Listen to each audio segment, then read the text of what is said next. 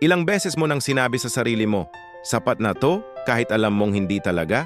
Alam mo, ito ang isa sa mga pinaka-mapanganib na linya sa buhay ng maraming Pilipino.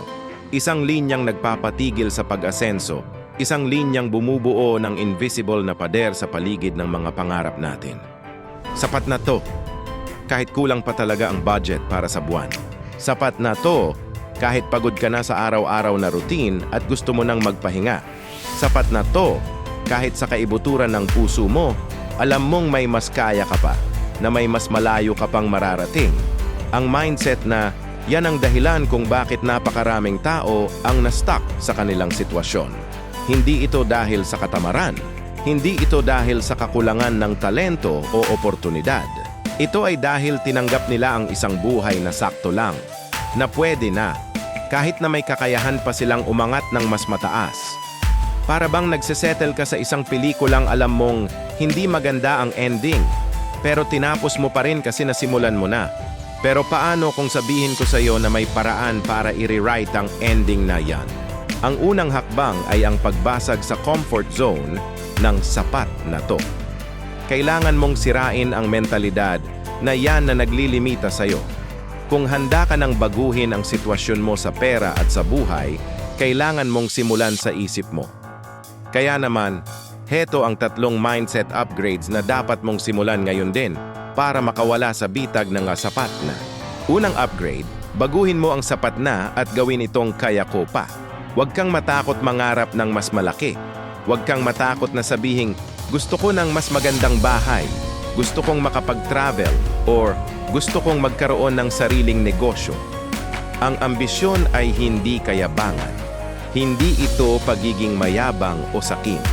Ang ambisyon ay ang iyong North Star, ang iyong direksyon. Ito ang nagbibigay sa iyo ng dahilan para bumangon tuwing umaga at magsumikap. Kapag sinabi mong kaya ko pa, binibigyan mo ng permiso ang sarili mo na i-explore ang full potential mo. Pangalawang upgrade, palitan ang bahala na ng may plano na. Ang pag-asenso sa buhay at sa pinansyal ay hindi nangyayari sa tsamba. Hindi ito parang pagtaya sa loto na hihintayin mo na lang na tamaan ka ng swerte. Ang totoong pag-angat ay resulta ng isang malinaw at deliberate na plano. Gumawa ka ng plano kahit simple lang. Halimbawa, sa loob ng 6 na buwan, mag-iipon ako ng 10,000 piso para sa emergency fund ko. O kaya naman, mag-aaral ako ng bagong skill online para madagdagan ang income ko. Kapag may plano ka, ang bawat desisyon mo, malaki man o maliit, ay may layunin. Hindi ka na lang basta-basta umaasa sa kung anong dadating. Ikaw na ang gumagawa ng sarili mong swerte. At ang pangatlong upgrade, iwanan mo na ang okay na ako dito at yakapin ang gusto kong umangat. Tandaan mo to, hindi masama na gustuhing umasenso. Hindi kasalanan na hangarin ang isang mas komportableng buhay para sa sarili mo at sa pamilya mo.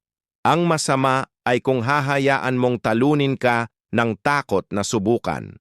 Ang takot sa failure, takot sa sasabihin ng iba, takot sa pagbabago.